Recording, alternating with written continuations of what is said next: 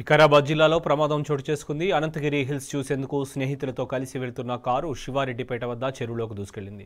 ప్రమాద సమయంలో కారులో 5 ఉండగా 4 సురక్షితంగా బయటపడ్డారు. గుణశేఖర్ అనే వ్యక్తి గల్లంతయ్యాడు. గజ ఈతగాళ్లతో అతని కోసం గాలిస్తున్నారు పోలీసులు.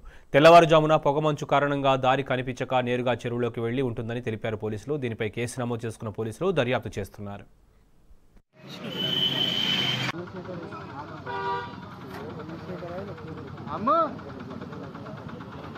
అయిపోయిందా బాబు వెళ్ళండి అంటే ఎందుకు బండ్లన్నీ రోడ్డు చెప్పాలి అంతే. అది ఎందుకంటే తుకుడైంది మళ్ళీ